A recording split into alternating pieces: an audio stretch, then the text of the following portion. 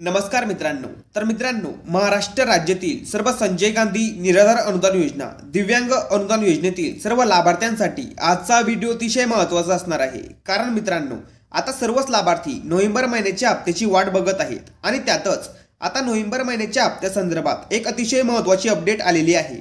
तर राज्य शासनाच्या माध्यमातून राज्यातील प्रत्येक जिल्ह्याच्या अधिकृत वेबसाईटवर पात्र लाभार्थ्यांच्या आणि अपात्र लाभार्थ्यांच्या याद्या जाहीर करण्यात आल्या आहेत। तर यामध्ये संजय गांधी निराधार अनुदान योजनेतील, दिव्यांग अनुदान योजनेतील आणि श्रावणबाळ सेवा राज्य निवृत्तीवेतन योजनेतील, त्यासोबतच वृद्धपकाळ निवृत्तीवेतन योजनेतील प्रत्येक जिल्ह्यातील आणि तालुक्यातील किती लाभार्थी आता पुढे पात्र असणार आहेत आणि किती लाभार्थ्यांना नोव्हेंबरचा हप्ता आणि यापुढील हप्ते मिळणार आहेत, अशा 3 ते 4 प्रकारच्या याद्या प्रत्येक जिल्ह्यानुसार आणि तालुक्यानुसार जाहीर करण्यात आल्या आहेत। आणि आता ज्या लाभार्थ्यांचे डीबीटी पोर्टलवरील आधार व्हेरिफिकेशन बाकी आहे त्या लाभार्थ्यांची सुद्धा यादी राज्य शासनाच्या माध्यमातून जाहीर करण्यात आली आहे। आणि ज्या लाभार्थ्यांचं नाव या यादीमध्ये असेल त्या सर्व लाभार्थ्यांना नोव्हेंबरचा हप्ता आणि यापुढे कोणतेही हप्ते मिळणार नाही। त्यामुळे आता चेक करून घ्या की तुमचं नाव या यादीमध्ये आहे का। कारण जर तुमचं नाव पात्र लाभार्थ्यांच्या यादीमध्ये असेल तरच तुम्हाला नोव्हेंबरचा हप्ता मिळणार आहे। तर तुमचं नाव या यादीमध्ये बघण्यासाठी गुगलला ही वेबसाईट सर्च करायची। तर मी बुलढाणा जिल्ह्याची यादी बघतोय, त्यामुळे मी बुलढाणा जिल्ह्याची वेबसाईट गुगलला सर्च करतोय। तर तुमच्या जिल्ह्याची वेबसाईट कशी बघायची हे मी तुम्हाला पुढे सांगणारच आहे, त्यामुळे व्हिडिओ शेवटपर्यंत बघायचा आहे। तर वेबसाईट ओपन केल्यानंतर असं पेज तुमच्या समोर ओपन होईल। तर ही बुलढाणा जिल्ह्याची ऑफिशियल वेबसाईट आहे। तर या वेबसाईटवर आल्यानंतर अनेक ऑप्शन तुम्हाला दिसतील। तर यामध्ये विभाग या पर्यायावरती क्लिक करायचंय आणि यामध्ये 7वा पर्याय संजय गांधी योजना विभाग या ऑप्शनवरती क्लिक करायचंय। त्यानंतर नवीन पेज ओपन होईल। तर या ठिकाणी अनेक पर्याय तुम्हाला दिसतील। तर यामध्ये शेवटचा पर्याय बुलढाणा जिल्ह्यातील संजय गांधी योजना लाभार्थी यादी यावरती क्लिक करायचंय। तर आता यामध्ये जिल्ह्यानुसार आणि तालुक्यानुसार 4 प्रकारच्या याद्या दिल्या आहेत। तर पहिली पात्र लाभार्थ्यांची यादी, तर यामध्ये केंद्र पुरस्कृत संजय गांधी राष्ट्रीय वृद्धपकाळ निवृत्तीवेतन योजना आणि त्यासोबतच दिव्यांग व विधवा योजना लाभार्थी यादी।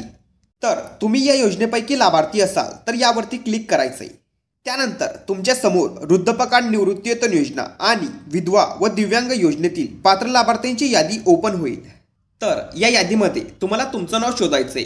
या यादीमध्ये जिल्ह्याचं नाव, तालुक्याचं नाव, गावाचं नाव, लाभार्थ्याचं नाव, स्कीम आणि बेनिफिशरी आयडी दिलेली आहे। तर याप्रमाणे तुम्हाला तुमचं नाव शोधायचंय। आणि जर तुम्ही या योजनेतील लाभार्थी नसाल तर दुसरी यादी संजय गांधी निराधार योजना तालुका निहाय यादी आणि तिसरी यादी श्रावणबाळ निवृत्तीवेतन योजना तालुका निहाय यादी। तर यापैकी ज्या योजनेतील तुम्ही लाभार्थी असाल त्या ठिकाणी यायचंय आणि तुमचा तालुका बघून तुम्हाला तुमच्या तालुक्यावर क्लिक करायचंय।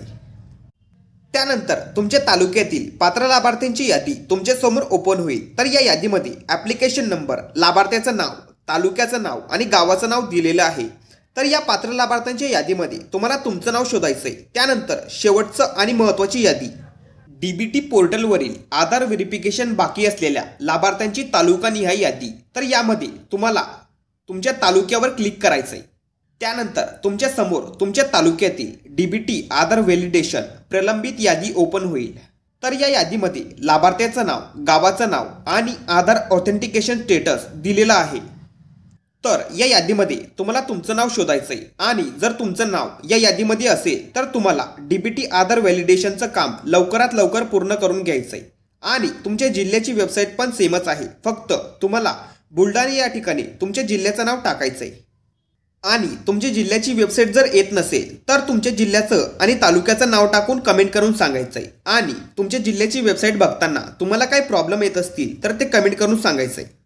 तर अशा पद्धतीने पात्र लाभार्थ्यांची यादी बघितल्यानंतर त्यामध्ये जर तुमचं नाव असेल तरच तुम्हाला नोव्हेंबरचा हप्ता मिळणार आहे।